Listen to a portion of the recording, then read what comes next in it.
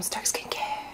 That was my really fancy intro. So I don't have an intro, a little jingle or whatever. I should probably get one. So this is another video with not much of a subject matter. I'm a little bit under the weather, and I sort of did like a combo of a drop of CBD and some lion's mane, Four Sigmata, like chaga, I think it's chaga and lion's mane mushroom coffee this morning, and so feeling a little bit loopy. Two things I'm familiar with but never combined them, and also being sick, so I don't know. I've just like, this is like a biohacking fail when you just throw in too many variables at once. But anyways, this is my haircut. Big news, everyone, if you've never been here before. I am Jess. I am the formulator and founder and everything at a very small skincare brand called Stark Skincare. That's my cat outside. It's a tiny brand, however, very well loved by my customers, and I am eternally grateful for that because I love what I do. So anyways, I've been on this curly girl hair journey. My cat's rubbing up against the table that my camera's on. Come here. You want to sit on me? Yeah, I've been on this curly girl hair journey for now just over 2 months. And I got my first curly girl haircut.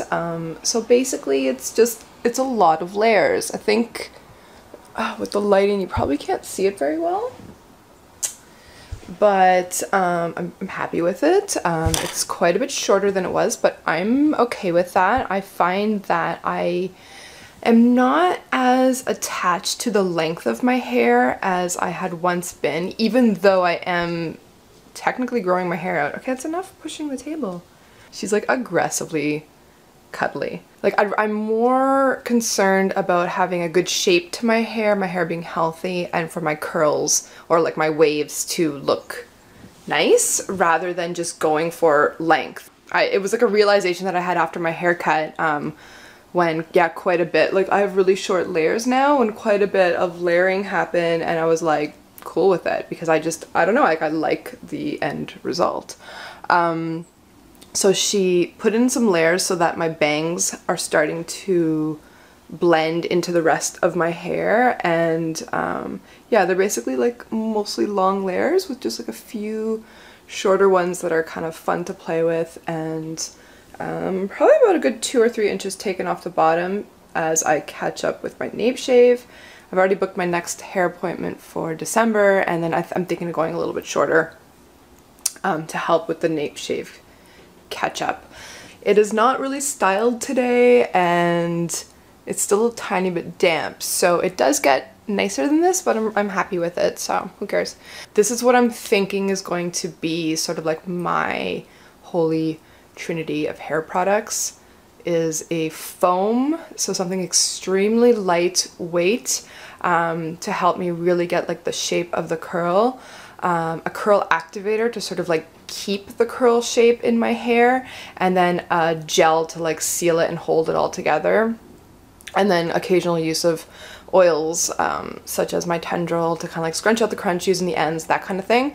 I'm thinking that this is what my hair likes, and I'm pretty sure that I'll nail it, and then the season's gonna change, and then I'm gonna have to reevaluate the whole thing. Why don't you just come sit on me?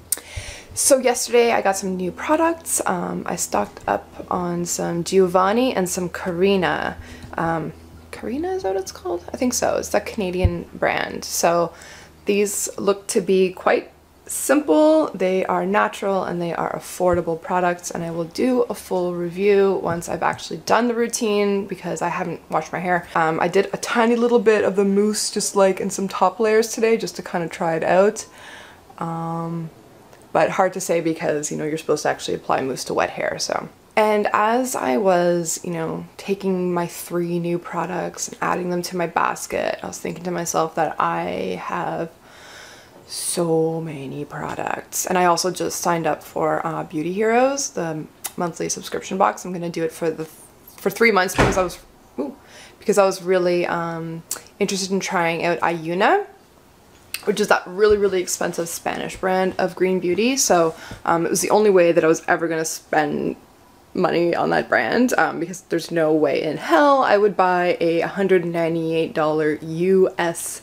face cream like ever in my life. I just would never do that. So I got the subscription box just for the Iuna. I'm trying it out. Honestly, initial impression is it's a very nice cream. I do not like the scent, and I find it kind of stings my skin a tiny bit. Like, and it's only for like a moment, but it's not in a way that I'm used to. I'm used to using, you know, some acids like fruit enzymes or glycolic, and I'm used to that kind of tingle, and this is different. And I do find the scent to be sort of overpowering, and it's, I mean, apparently it's essential oils, but it's combined in such a way that to me it doesn't smell natural. It's very strange. It smells very old-fashioned to me, but I've also heard that it's something that kind of grows on you. I mean, it's just for experiment. I'm not looking for like a holy grail face cream anyways, because for me it's more just like testing out, seeing what's out there, you know, for like my own research kind of thing, because I would love for Stark to eventually have its own cream. So I want to know like what is la crème de la crème when it comes to cream, and go from there. So yeah, so my point was that I have a lot of products now accumulated, and it's too much. I'm not going to use everything. Like, I am looking into finding a women's shelter locally that I can donate unused or like very lightly used cosmetics to. So I don't know if they're going to accept, you know, like opened lipsticks or stuff like that, but we'll see. So we are probably going camping tomorrow, but I'm not sure because I'm not feeling very well, and like my son and my husband are also kind of like getting over a cold. I have a really sore throat today, so I don't know if we're gonna go, but it's like I can't, it's like the end of summer. It's insane. Like, school is starting in 2 weeks, so some of you may know that we are homeschoolers, which is definitely a subject that I'd like to get into here on YouTube. I mean, it's obviously has nothing to do with skincare, but this platform's really becoming more than that for me anyway. So let me know if you guys are interested in just some more like lifestyle stuff like that. I mean, I've talked about food here, I've talked about books, business, all, you know, related to Stark, and honestly, like, Stark is my other child, so I feel like homeschooling does relate to my business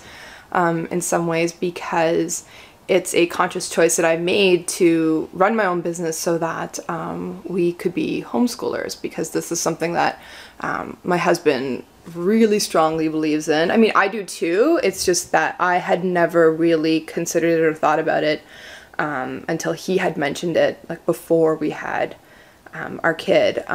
It was something that he always wanted to do, and had, you know, since he was in high school, had decided when he has children that he would offer his kids homeschooling, so that you know, our children, well, we only have one, but like our child could just have more responsibility and more ownership over his own education. Even at 5.5, 6 years old, he knows what his interests are, and so we let him guide himself in his learning path. So that's our general approach to homeschooling. It's sort of the unschooling method. So it doesn't mean that he doesn't learn math or that he doesn't learn how to read and write. It doesn't mean that he is cut off socially from other people, which tends to be the first question we always get. Yeah, but what about the social aspect? What about the social aspect? Well, honestly, school, yeah, there is that social aspect, but it's for good and for bad, you know? I mean, I made great friends in school, people I'm still friends with, but also some of the most traumatizing things that have continued to shape the way that I think about the world and myself also happened in school. And it's not to say that we shelter our child. We're not not like that. And it has nothing to do with religion for us. Yeah, like for us, it's really just about completely raising our child ourselves. And it's not that I don't agree with traditional schooling. A lot of people get really defensive when I start talking about homeschooling. It has nothing to do with putting down that system. Like I said, I did really well in school, so did my husband.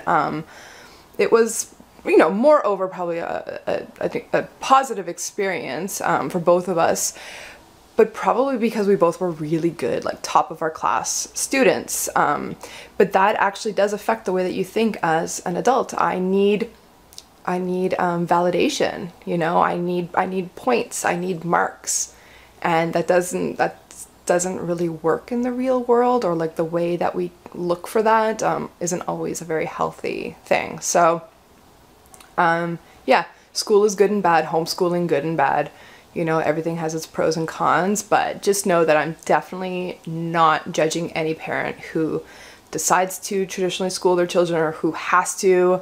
Homeschooling is definitely not within the capability or means of a lot of people, and we totally get that.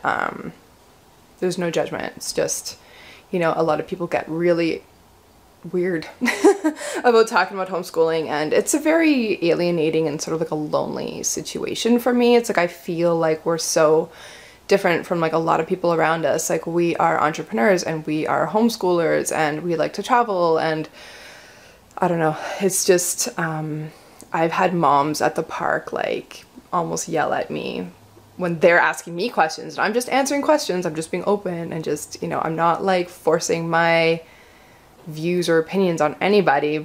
It's just like, okay, lady, check yourself. I mean, homeschooling is ongoing for us, but I just feel like now that he would technically be starting like senior kindergarten this year, I think. Like, he's 5.5, so I guess that's, or just regular kindergarten. I don't even know how it works, honestly. I think there's junior kindergarten, senior kindergarten, maybe that's in Ontario. Here in Quebec, I think it's just kindergarten.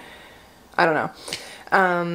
So I feel like it's like a little bit more official now. We have to start actually submitting documents to the government next year and for first grade, or grade 1. And so if you're interested just to know how it's going to work for us, what homeschooling in Quebec at least is like, let me know.